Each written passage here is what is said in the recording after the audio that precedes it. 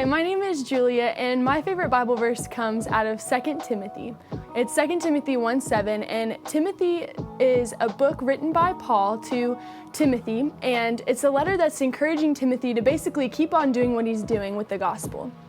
When I was a kid, I used to be really fearful and scared, and so this verse is a very big lifeline for me. It says, "For God has not given us a spirit of fear, but of power and of love and of self-control." And when I was a kid, I used to be terrified of the dark. I used to never sleep because I was always afraid of what was going to happen to me. And so when my mom would try to get me to go back to sleep, she would say this verse over me. And as a kid, I could understand that God hasn't given us a spirit of fear, but I kind of stopped there and I thought to myself, well, we're not supposed to be fearful, but I'm still scared. And it wasn't until I was older and in college that I really understood the second half of the verse. So yeah, I knew that God hadn't given me a spirit of fear, but I wasn't really looking at what God had given me.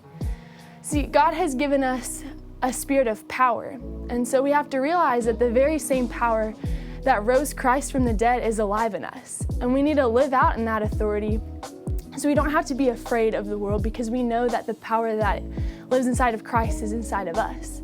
We also have a spirit of love. And if God is love, then we have the very spirit of the living God inside of us. So that means that we're never really alone. Even when we feel alone and when we're scared, we're never alone because the Holy Spirit is inside of us and He corrects us and convicts us and encourages us, and He's always with us. And the third thing that God gives us is a spirit of self-control. So even when my thoughts are racing and wandering and I can't seem to control them, I know that I have the power to think on what is true and what is lovely and what is noble and can take captive all of the thoughts that are wandering and that aren't of the Lord. And so when we think about this verse as a whole, and we know that the Lord hasn't given us a spirit of fear, but of power and of love and of self-control, we're able to live out the gospel and we're able to live out in the power and the authority that God has given us to do His good works here on earth. Thank you.